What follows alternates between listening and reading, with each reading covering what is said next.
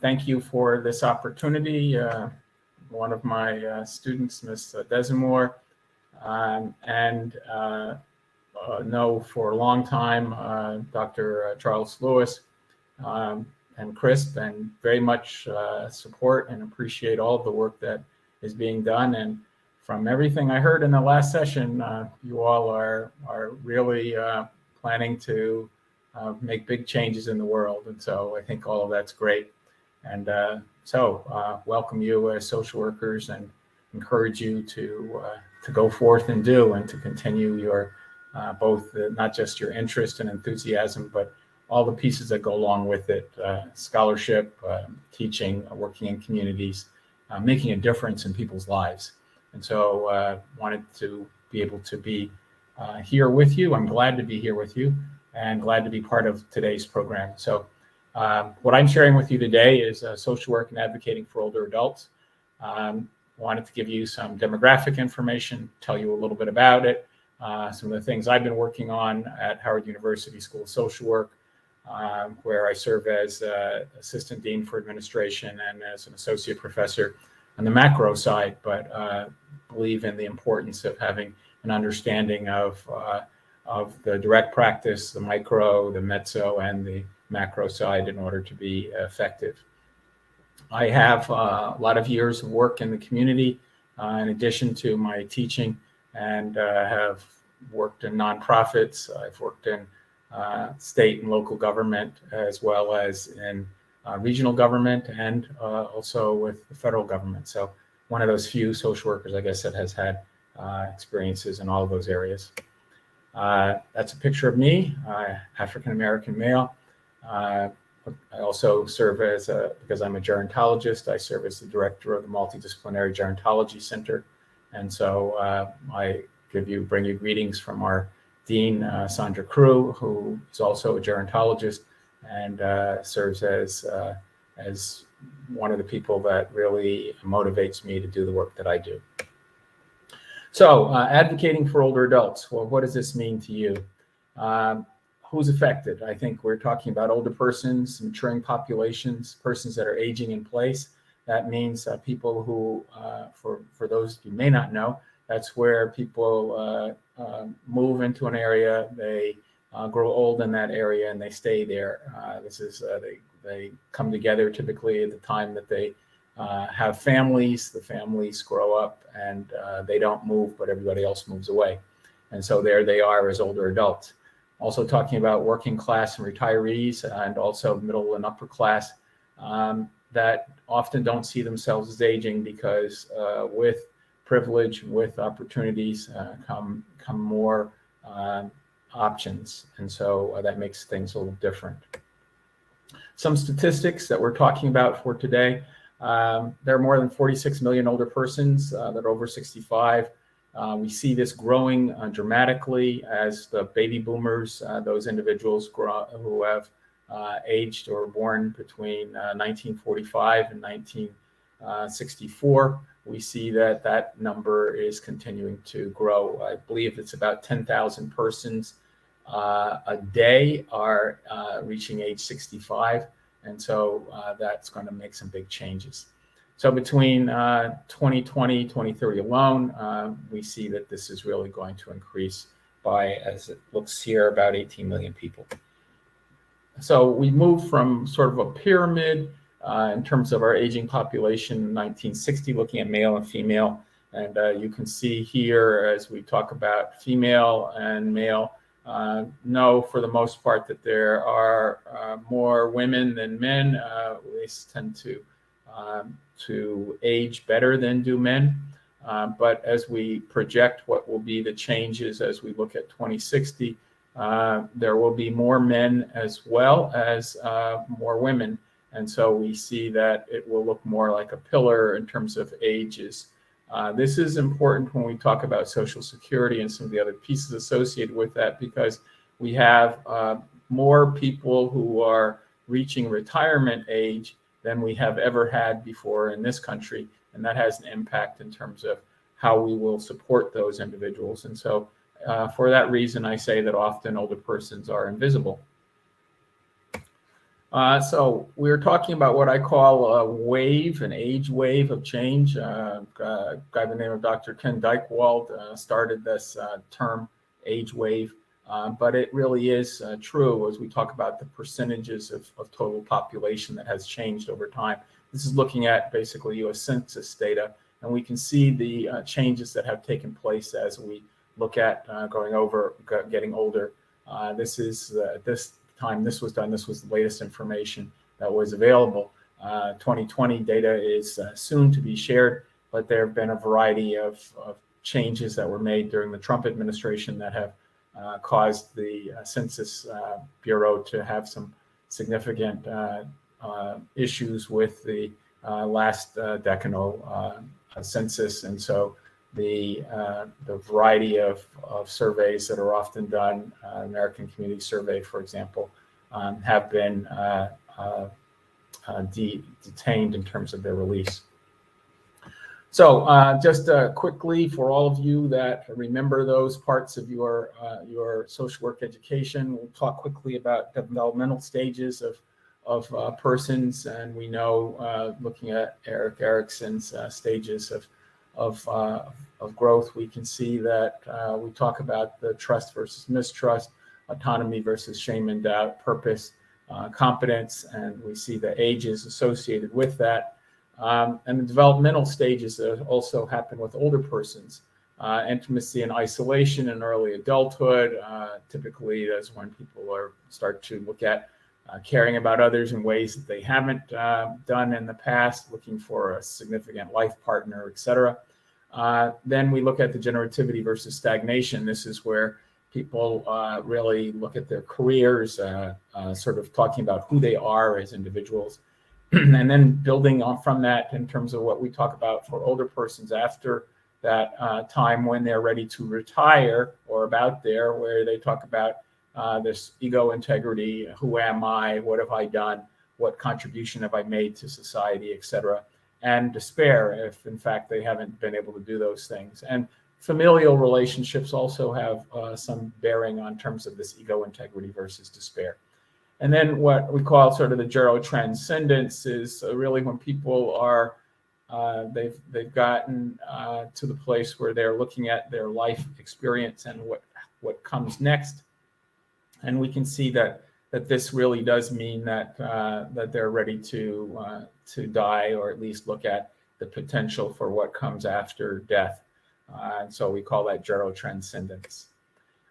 So just to let you know, there are lots of theories, social theories of aging.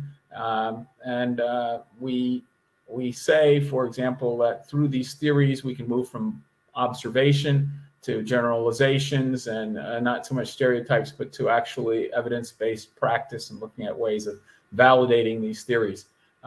Going back a lot of years, many have said that they do not believe that social work is in fact not just a vocation, but it in fact is a professional level vocation.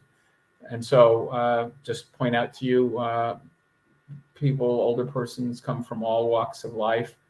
We all look different, but if we are fortunate to live long enough, we will in fact get there. This is just a quick picture of Howard University, right, taken from just in front of the School of Social Work, and a picture of this being Founders Hall or Founders Library, which is viewed as sort of the iconic view of the campus at Howard. So when we talk about aging and health, we're talking about really healthy aging. This comes from the World Health Organization, which is why the spelling is a little different. And I didn't try to change that. It's not that I had one drink too many last night. It's really that this is about the importance of talking about health for folks from around the world. And so to be healthy, we talk about and being able to live a long life. We have to think differently about how we look at older persons. We have to look at creating age-friendly environments, aligning these environments, health systems to be able to help older persons. We talk about communities that are in fact are different, and this is one way in which we can see that. So this is about gender and looking at the feminist perspective. You can't discount the fact that many women are living longer than men, and so we have to look at that aspect. People of color tend to not say feminist, but they speak of it in terms of a womanist perspective. But there's a whole nother discussion about that, but we won't go into that for today. So the goal for aging, we talk about successful aging, is really a paradoxical term, and it really can bring things that are very negative, and think about how different it could be if we look at things from a strengths perspective. And so I try to think about that, and we try to share that information with both our students and in the work at the Gerontology Center in the community. Social isolation is a big part of what we're talking about with older persons, particularly now that we're talking about issues associated with the impact that COVID-19 has had on communities and on individuals and families, and particularly for older persons.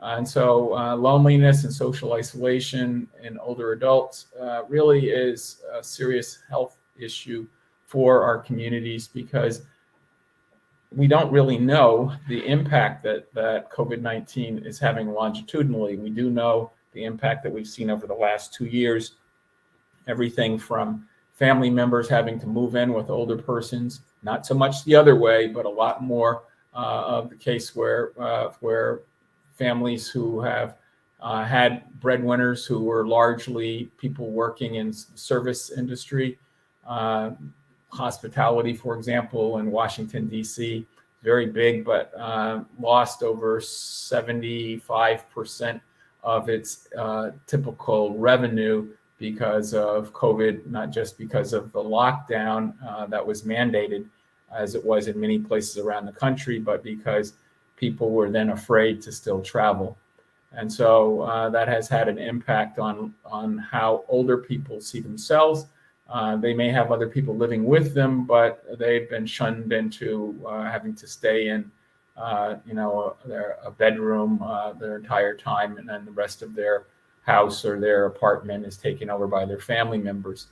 And so they start to disengage. And so social isolation is about willful disengagement on the part of the individual.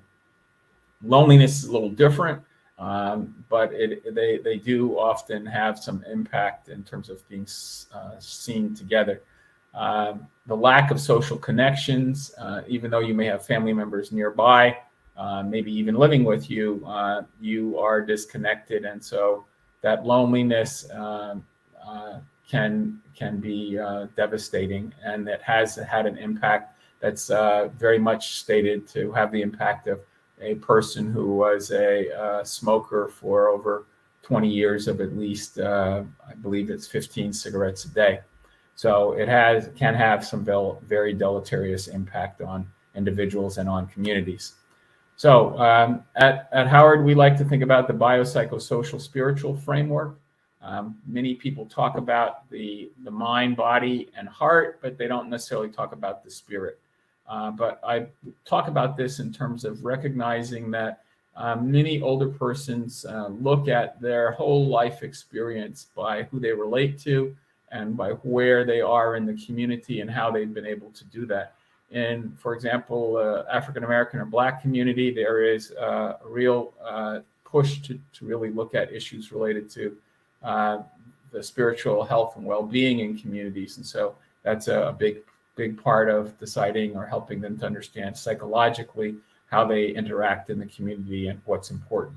And you say, well, where's the advocacy here, Dr. Cosby? Well, I'm getting to it, I assure you, but I wanted to make sure you had this understanding before we launch into that. So causes and risk factors for people that are getting older, just for example, Alzheimer's disease. Since COVID, we don't hear very much, but COVID-19 has had a great impact on a lot of issues for older persons, because people couldn't get to doctor's appointments or get out of their living situation. And so they see some of these risk factors that tend to surface. Age is a risk factor. Family history of issues related to Alzheimer's disease can be a big issue. There can be genetic and family predisposition to Alzheimer's. And then this is the one that I want everybody to see and understand, is that Latino and African Americans have higher likelihood and rate of developing Alzheimer's disease. And so there are some new theoretical constructs as to why that is, but we won't go into that so much as for me to point out to you that unless you think that you are immune to this issue, it is an issue for lots of white African American and Latino, but particularly for Latino and African Americans that are having higher likelihood and rate in developing Alzheimer's. And as we talk about issues related to costs, they have less likelihood that they can afford to deal with the adequate care associated with that. In Washington, D.C., this is a big thing. As I was talking about COVID-19, there's this issue related to eminent domain laws that change the way people look at home ownership. And one of the big issues during COVID-19 that we're looking at is the number of people who haven't been able to pay their mortgage, or they haven't been able to pay their rent. And due to those issues, they are being evicted. There has been currently a moratorium in Washington, D.C., for example, that is about to sunset, so that people, particularly landlords, will be able to evict people. But there's that issue. It never looks good for a person to say we are evicting an older person, putting them on the street. So here's what they do: they say, we have another place that we want you to move into, knowing full well that the person can't move very easily. So it may be a 6-story walk up, and the older person can't get there because their apartment is on the 4th or 5th floor. Other issues associated with that are there are a variety of people who own these buildings that have seen, even during the time of COVID, that they can sell those buildings and make a lot more money than they would have been able to had they held on and continued to rent to older persons. And so we see a lot of people in a situation where they are soon to be evicted. And there is one of the issues where social workers can come in terms of advocacy. Another big issue for advocacy for social workers is this issue of lack of affordable housing. And so you remember I gave you some background in terms of looking at how older people may see the world, and look at this just in terms of Erickson's generativity versus stagnation, or looking at ego integrity versus despair. We can see that one of the big issues for many older people is recognizing that they don't feel comfortable in their housing situation. And so with gentrification has been a big issue in Washington. At one point, it was the fastest growing amount of gentrification in the entire country. It has slowed now to where it's in the top 10, but it still is there. And Washington, D.C. has become a walkable city, so that a lot of people, particularly young people, find it a very attractive place to want to live.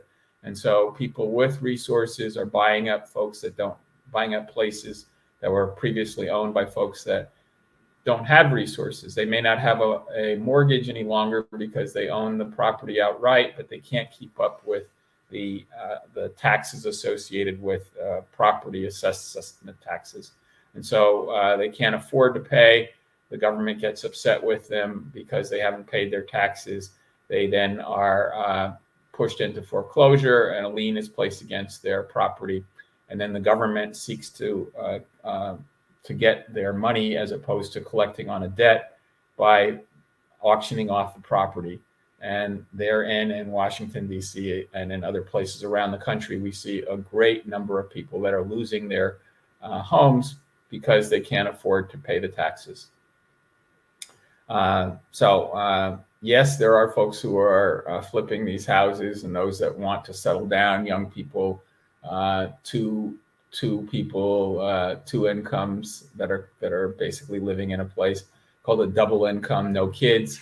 They start out that way, and then they build to wanting to have that. In Washington, D.C., there's a whole nother discussion about racism and how people get opportunities to go to schools, public schools, and then those who don't want to do that, they choose charter schools, or they look at private schools. Many of the people that are looking to try and survive in communities don't have to look at this issue of affordable housing until they lose their place.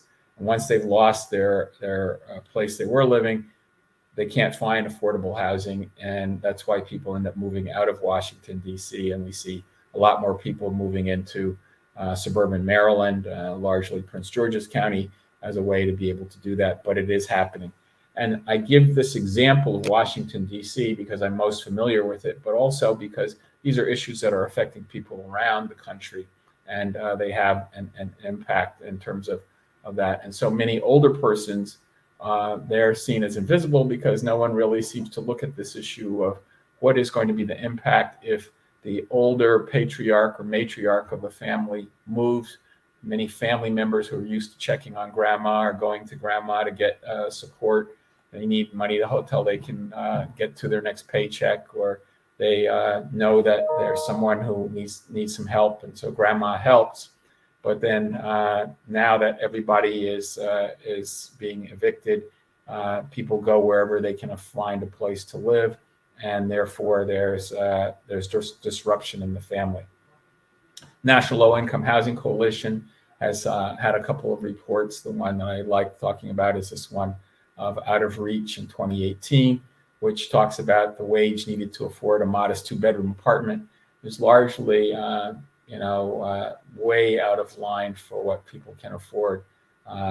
You need to have an excess of three full-time minimum wage jobs in order to survive in Washington. I said that correct. 3 minimum wage jobs in order to survive in Washington, D.C. So how do you break up that? If you're working full-time, 3 jobs, that's 24 hours. Either you have a job that you can work, or you sleep when you're not supposed to be working, or when you are supposed to be working. Just change. This was how part of Washington, D.C. has looked in terms of how older persons have lived in communities. As you can see, the housing in all of these areas has largely stayed the same. Some have been redone where they keep the facade and then redo the insides. But you can see that there has been changes around some of the housing as it looks at. All of these areas have become more gentrified.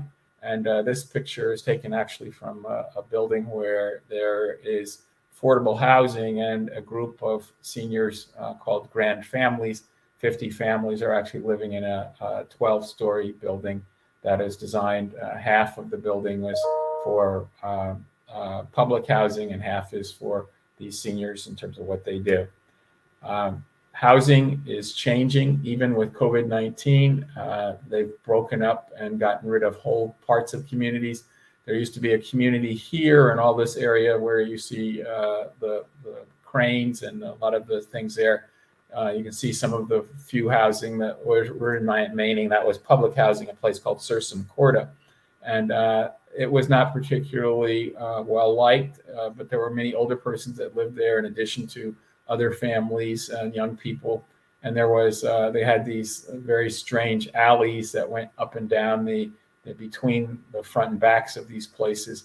And that became areas where there was a lot of drug activity, and it was very unsafe. And so the city government decided that they would tear it down and build something else, but also in the process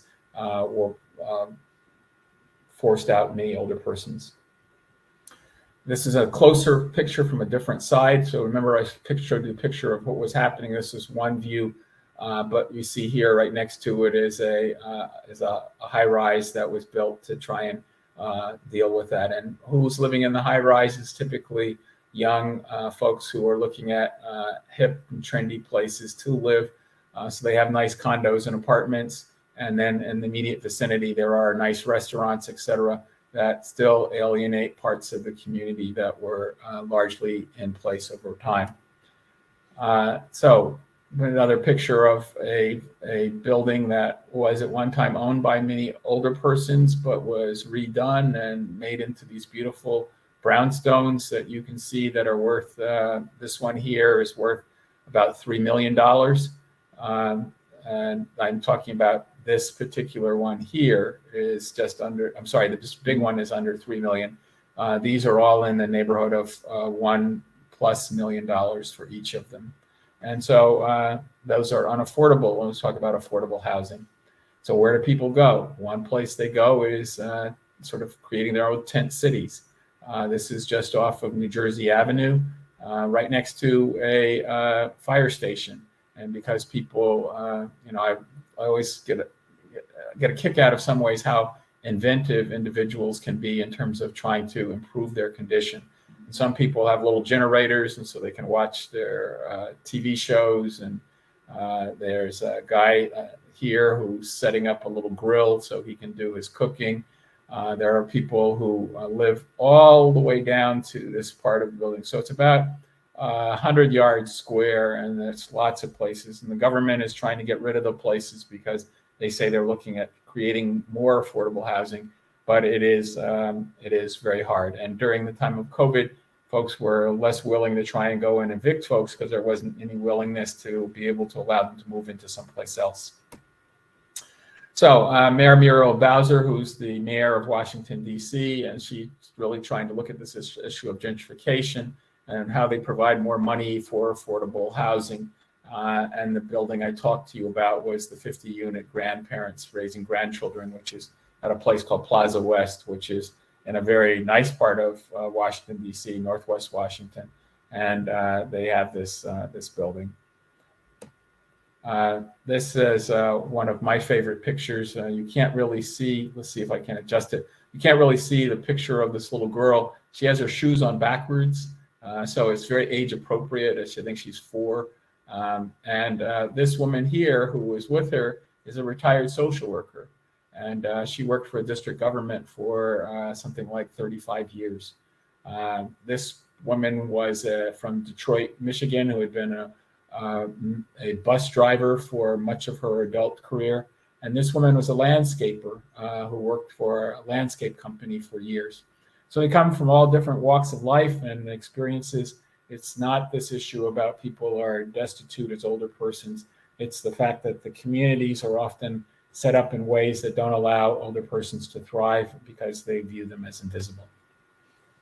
Another picture of part of what I was talking about in terms of this beautiful day, and I believe the fall of this past year, we see that there are very nice housing for people, but largely unaffordable, and many older persons have had to move out. So what's needed? Social workers really need to step up to be able to be part of the change that is necessary. So we're talking about social welfare policy changes and what are the challenges associated with those changes. We're talking about seniors over 60 who are vulnerable to social isolation that we talked about earlier. Once again, looking at Erik Erikson and looking at some of those aspects related to maturation process and how we look at the stages of life cycle. We have a profound impact on the quality of life for individuals. This is a big point. Dean Crew, Sandra Edmonds Crew, really did a piece a few years, 3-4 years ago, I think, on aging and gentrification and the impact and why that is important and why it's a global issue. What's interesting is seemingly all the points you pointed out earlier have in fact come true as we talk about the negative health effects social isolation can have and the loss of social networks. So I think one of the things we should talk about is really why, as social workers, we should advocate for older adults. And so I think one reason we should do it is to take a hard look at gentrification and look at what that means. We are seeing a real change in terms of those who have resources and those that do not have resources on a global level, but very much so in Washington, D.C. and in the United States. And we can see the resilience of some of the theoretical and different ideological squabbles about how you do that, and the cost of care for older persons who lose their independence, which is a big issue. When independence is questioned, when the person no longer can be on their own. One example I use in some of my classes I teach is to ask you as an individual, as a young person, when did you really become independent? And most people, whether they recognized it, would come around to talking about the time that they first got their driver's license, or if they lived in a city where they didn't need it, say in New York City, it wasn't necessarily a driver's license, but it's being able to have a identification card that says that you can go and do what you like and that you can get around town. But for many people, with that driver's license comes that independence, and that only becomes more so as people age. And so as we talk about older persons, then the issue is, how do you survive when you take away that driving privilege? And what does that mean? And so we can recognize that examining some of these effects really has some ongoing impact. Displacement of individuals. We talk about the social mix in central city neighborhoods. This was the guy Slater who said back in 2006, the fact that all of the three of these things has an impact in terms of how we look at urban policies, and that we create nice looking communities, but we haven't really dealt with the sort of the underbelly issue, which really is maybe certain groups should be in close proximity to each other, but if in fact you believe that, then what are you doing to really help the people to survive and thrive?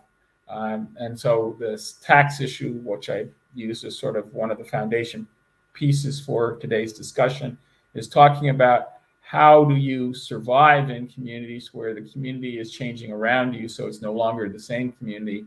And then as a result of that, how do you in fact look to help those older persons that are trying to survive?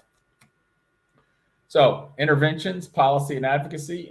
So ways we can look at this issue of gentrification is really to look at getting social workers more attuned to the issues so that they can be equipped to basically intervene, to actually look at intervention and create some additional policy recommendations. I heard in the last session that was just mentioned some great things that folks were talking about in terms of how you get involved in communities. And so the ways I think you do it and you build that expertise is you start at the local level. And so you build from that standpoint. You can work with nonprofits, you can work with unions, you can work with building on sort of these as traditional models, but you can also look at some of those that are non-traditional models. And as we talk about more of the use of technology, many older persons are not technologically savvy. They've missed the window or chosen not to. And one of the big things that I try to look at is ways we can look at helping older persons to become more technologically proficient, only to be able to help them I use a sort of an interesting tease, maybe not so much. I ask them, how do they keep in touch with their grandchildren? And so once you start that discussion, then you start to look at where is the grandchild and how do they look to share information, and when was the last time you had a chance to talk with them? And that becomes the way in which you get into talking about some of these other issues. Providing safeguards for long-term community residents, the aging in place folks we were talking about earlier, helping grandparents that may have been thrust in this position of having to take care of their families because the younger people lost their jobs. I gave you the example of the service sector earlier, and how these safeguards will further help people or perhaps create some problems for them because of some of these things that are not cost effective.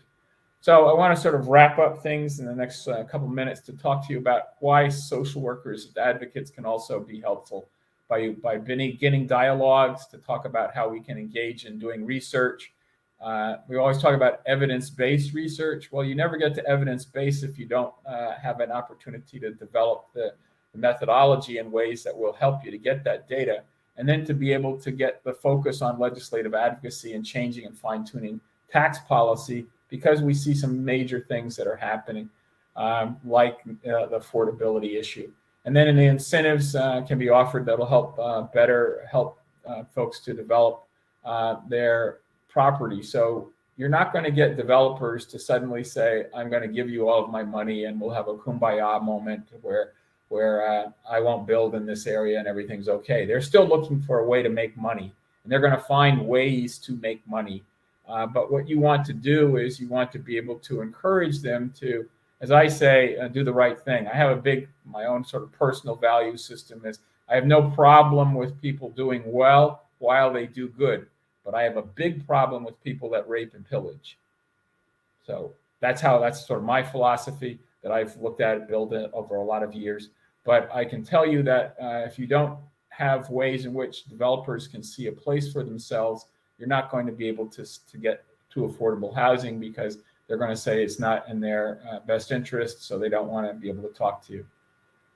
You have to have engagement with community residents, develop partnerships with them, look at ways in which you can get more than one nonprofit to work with others.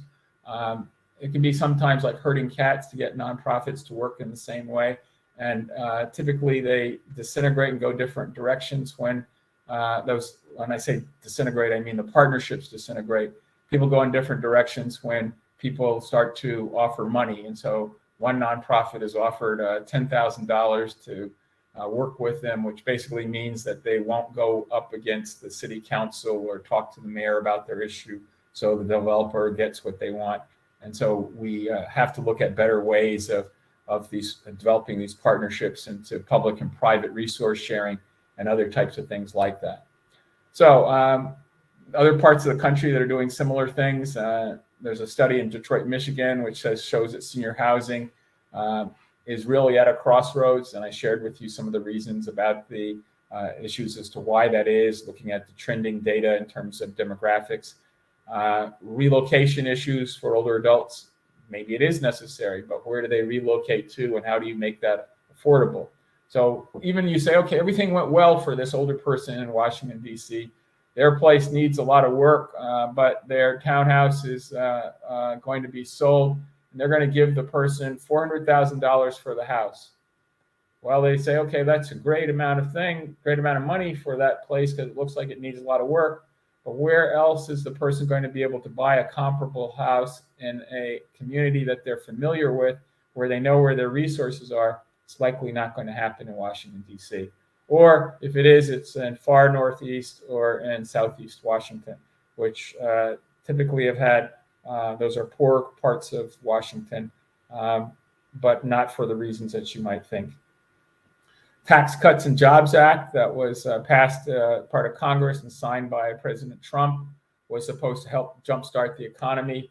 A lot of cronyism and a lot of other types of things made it impossible for folks to really do that. And we saw that they created these zones where people could move into communities that were really hurt tremendously because the folks that were supposed to be helping them actually were setting up these new apartment buildings where they then moved younger folks with resources into those same communities, not really helping the community that needed the help. So these communities became marginalized. There's a history here. We can go back to Martin Luther King Jr., who basically said of all the forms of inequality, injustice in healthcare is the most shocking and inhumane.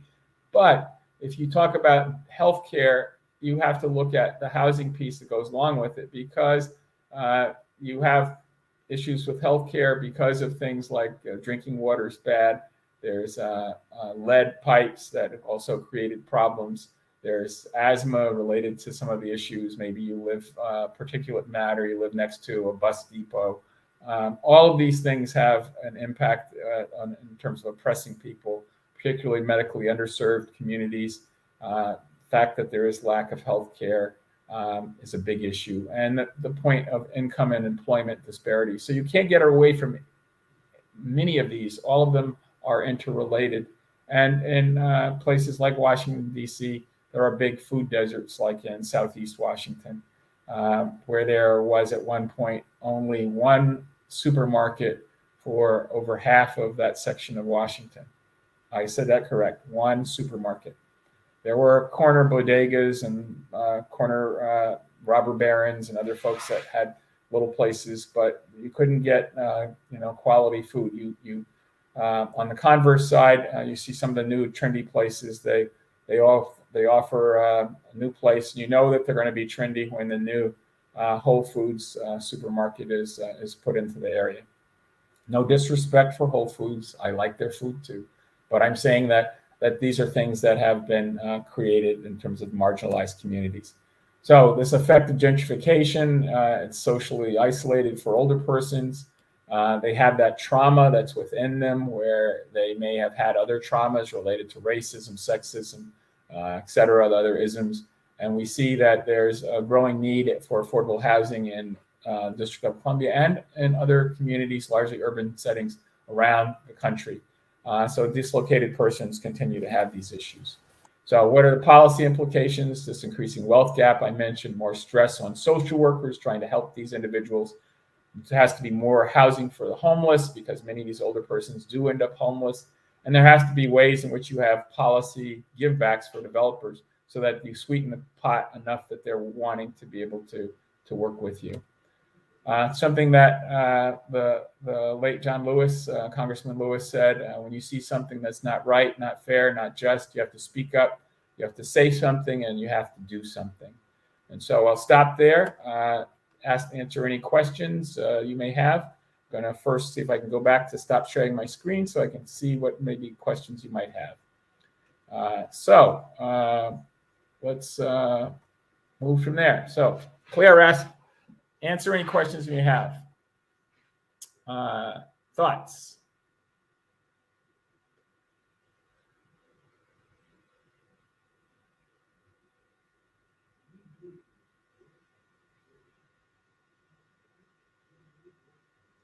I say in my classes sometimes, does that mean that it's clear as glass or clear as mud? Did you understand the presentation, and do you have any thoughts or questions?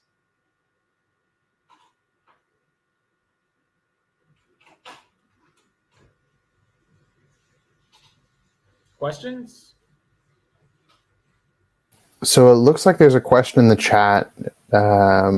Summer asked, can we talk a little bit about the prevalence of elder abuse and fraud and how to address this and increase awareness about the prevalence of exploitation of older adults? Sure. Just to tell you, I spent about 3 years working with Adult Protective Services for the District of Columbia. So I had a little bit of familiarity with how we look at fraud, for example, and looking at issues related to not just elder abuse, but when we talk about that, we're talking about physical, emotional abuse. We're also talking about financial exploitation and the ways in which all of those things happen. One of the pieces that is particularly of concern to me is the growing number of cases of financial exploitation and fraud for many older persons. They say, oh, your house needs, your shingles on your roof are going bad. We have to fix that. We have a great deal for you. Just sign here in the dotted line and we'll fix it. And then the fine print, it says something about should the person not be able to pay all at one time, they have the ability to place a lien on the property. Or issues where they do things like a family member will say, Grandma was going to give me this place when she died. I just need it now. So I'm going to just move my family in, and Grandma has to go to an institutional setting. These are things that do happen, and they are the fraud piece of it. You've seen the issues, no disrespect to people in Africa because they do it from all other places around the world. I am, the descendant of Prince so-and-so, and I have an inheritance of $5 million US. And if you help me, I'll give you a tidy sum to put it in your account until I can get these issues associated with my problems in my home country. And so they tell them yes, and they'll give you this amount. Your eyes get very large when you hear how much you may potentially make in terms of holding their money, but really it's a ruse to get your information for your account. They get your SWIFT number, the information associated with your account, and they've cleaned you out completely without your knowing it. And all of these things happen. It's now a $2 billion industry, this issue. So these are very big issues, and they continue to hurt a lot of older persons. Hope that's helpful to you. Another question I'm seeing in the chat is, how would you engage older adults to advocate for their housing rights? Good question. So the first is being honest with where things are, so that there has to be a level of trust that's built with the older person, so that if you're not an honest broker, you potentially are an additional threat. And so the ability to work with that older person may be minimized if they don't feel that you are credible and that you are, in fact, an honest broker.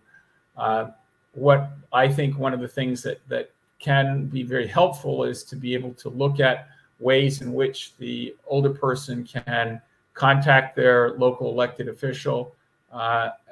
It goes a long ways to say that that older person wrote a handwritten letter or was able to do something. It's not quite like sending the email like we are used to, but if you can still provide that information where they know, so that you can have an advocate in the mayor's office, or with in the District of Columbia, they have a District of Columbia Council. And so if you can advocate to one or more of those elected officials to say, this is what's happening, and you're my representative and I need your help, and you haven't helped me, or I need your help, and I appreciated what you did for me 2 years ago, but this is causing me to perhaps lose my housing, and can you help me? You see a lot more support, and that's where social workers can be very, very helpful in terms of helping to them to not write the same letter, but to be able to explain the specifics of their circumstance and get them in a good place. Advocacy, not just 101, but 101 and 202 and 301, and you have to be able to build from there. But believe it or not, the elected officials will look and see what you're doing and recognize that you may have some clout, and it may be on behalf of your organization that you work with, or maybe because you're very good at developing partnerships, but they'll be looking at ways to see that work. Thank you. And then I think we have time for one more question. So the next question in the chat is, I wonder if there are grants where construction for housing can be built within the community to keep older adults within their known environment. Taxation. So yeah, are there opportunities like that? Okay, I think that the question is sort of twofold. One, do you have a clear understanding of how they look at community development projects, and how do you actually finance housing? And so once you understand that, then you can look at how you can develop ways in which you can help community in terms of building more affordable housing. And in this case, it doesn't have to be just for older persons. It can be for other groups as well, but you have to first understand that process. And typically, social workers are not very, they haven't done a lot of homework typically before they want to advocate. So the way you will get that information is you go to the Department of Housing and Community Development, or a similar group like that. Sometimes you can look at some of the federal information from the U.S. Department of Housing and Urban Development, and you find the information about the type of housing that you're advocating for. And then you talk about the types of funding that potentially might be possible. So I gave you the example of the Grand Families building at Plaza West. $25 million of what became I believe, about a $90 million operation came from the District of Columbia government. And that was pretty much the only cash that came out. So that $25 million was worth a lot. And so when they got the actual land from a local church that owned the property, and they had the funding from the District of Columbia, they then were able to use bonding to float bonds to be able to pay for that. And they were able to then have two nonprofits step up to share the risk associated with those properties. And that helped them to actually build what they were needing to do. So I would say, first thing, get your knowledge together, build that expertise, then build the coalition of folks that you want to try and do that work, and then go to those individuals who potentially can be change agents to make a difference. So when I say make a difference, I mean bringing together individuals that have some clout, that can speak, say, a member of the council or local government. Occasionally, you can get a member of U.S. Congress to step in and say something, but they'll only step in if they see you've already done your homework. Otherwise, you're just one of a lot of people who have a different opinion.